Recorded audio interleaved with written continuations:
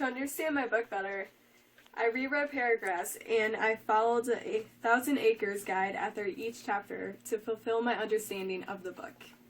This book was written by Laurie Hales. She wanted young readers to know about high school life and what can happen. In the book, Melinda was at the end of a summer party before freshman year and was raped. She called the cops but ran because of all the commotion of the cops coming at the party. Everyone that was there got possessions or got into trouble, and they all disliked Melinda at the beginning of the year. As the year went on, she started to make a few friends, but she wanted to get her old friends back. So she tried talking to them, and when she told them what happened, they really despised her. When the guy who raped her found out she was telling people, he goes after, she tries to attack her again, but she had enough courage by then to fight back until someone came to help her. My strategy to reading this was, if I didn't understand the part, I kept writing a couple paragraphs ahead, and if I still didn't understand it, I would go back and reread it. Next, we will move on to our quotes as to how they supported our theme. For mine, 1,000 Acres, nearly all the main women in this book faced discrimination. For example, my quote, "We were just his to do with as he pleased, like the pond or the houses or the hogs or the crops." This quote, Ginny is talking about her father, Larry. Larry takes advantage of the power of being a father and a man. He viewed his daughters as almost material objects, that he could do whatever he wanted with them, and they couldn't have a word in it or fight back. Okay, for my second quote I have, "My father, though, simply declared that Rose and I were old enough to care for our sister, and that was that." In this quote, Ginny is talking about her and her sisters when they were younger. After their mom died, the two eldest sisters were forced to take care of their younger sister, because it was a woman's job and Larry didn't think he should do it. This also showed Larry as authoritative and dominant over his daughters. They were forced to stay inside and clean and care for their sister, rather than work out in the fields with the men. Themes in our books, but the one that stuck out the most was the divide between men and women during the different time periods. So, Sierra, do you have any evidence or quotes to support this thing? And my first quote would be, "I want to confess everything, to hand over the guilt and mistake and anger to someone else." Melinda thinks of herself as a criminal in this book instead of the victim in this passage. She was raped by Andy, and when she sees Andy in the hallways, all she thinks of is herself as a criminal, not the victim. She thinks she's been doing something bad by holding it in. My second quote would be, "All the girls avoid the new lounge because of the way the janitors stare and whistle softly when we walk by." In this passage, the janitors got a new lounge, they moved, and the girls on the way to their classes, they don't want to walk past that lounge because the janitors will sit there and whistle at them thinking they're some type of object, not a person, human being. My third quote is, "Naked women is an art, naked men is a no-no, I bet." In this passage, it talks about her being in art class and someone's talking to her about painting. They started talking about painting naked women, and how the guy goes, and she makes the remark, "What if we paint naked men?" And the guy goes, "What, painting naked women is okay, but painting naked men would be wrong."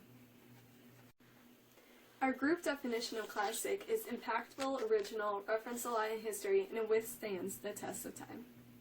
I do not think 1,000 Acres is a classic, and this claim is supported by our definition in the following quotes. 3 links of sausage, 2 fried eggs, a frozen French bread pizza with pepperoni and extra cheese, and 3 cups of black coffee. This seems like a really good breakfast, but it's just a sentence where Ginny describes what another character, Harold, likes to eat for breakfast. I do not think it was really relevant to the story, and I just think it was there just to take up words and make pages. So it wasn't very impactful to me. 1,000 Acres also shows it's not original because it was based on another story called King Lear. My quote, "Settle down, you could just endure it." This is Ty talking to Ginny in response to her anger about Larry, her father. And Ty is trying to encourage his wife to be quiet instead of standing up for herself. This is also relatable to our theme.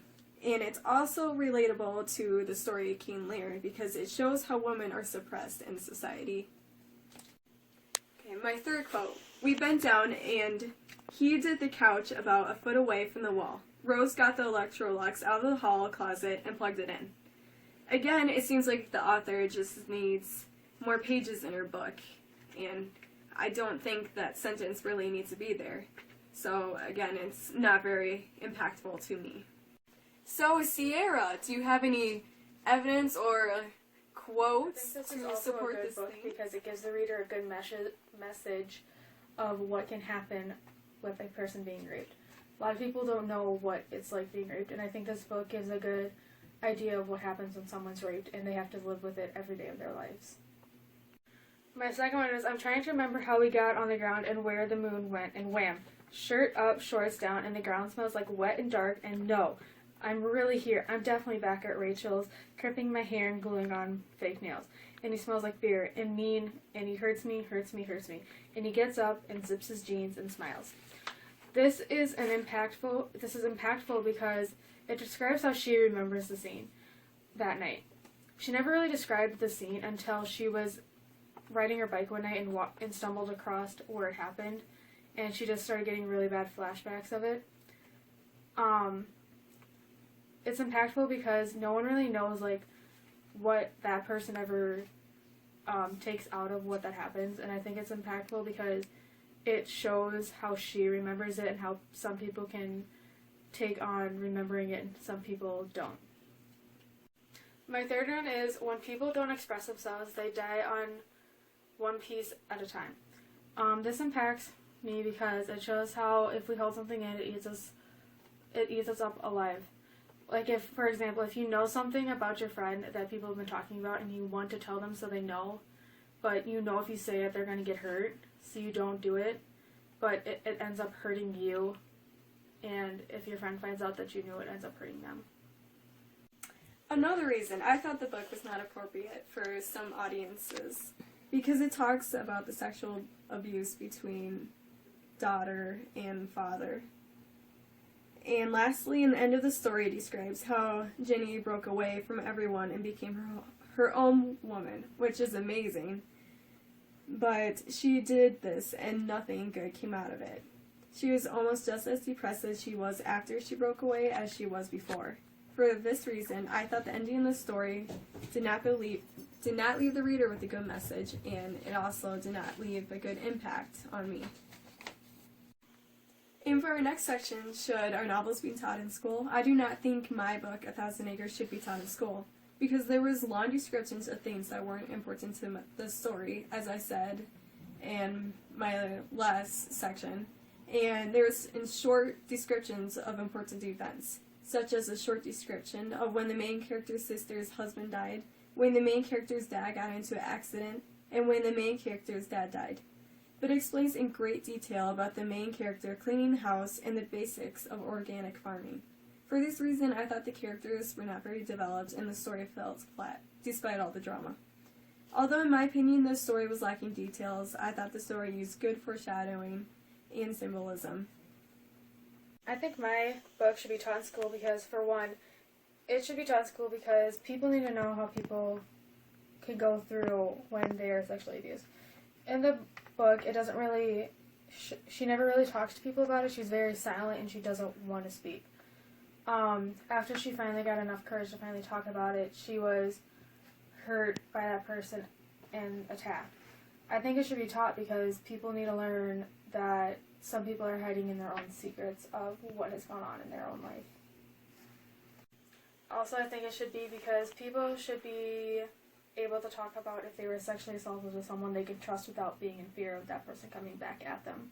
I think this because people can hide sexual assault without people ever knowing, and then something can always trigger a memory of that, and then they have a mental breakdown or something. They should be able to go talk to someone without the fear of getting hurt.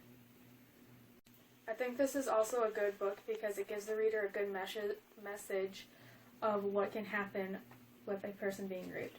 A lot of people don't know what it's like being raped, and I think this book gives a good idea of what happens when someone's raped, and they have to live with it every day of their lives.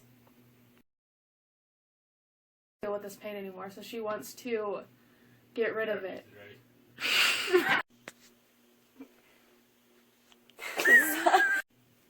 Why, yes, I do, Rachel. Why, yes, I do, Myrrh. I just want to sleep. Oh, wait. The setting, but I do not think it was really relevant. Oh.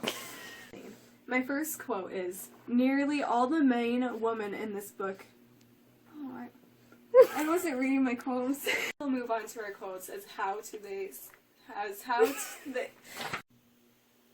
Next, we will move on to our quotes as to how. Okay.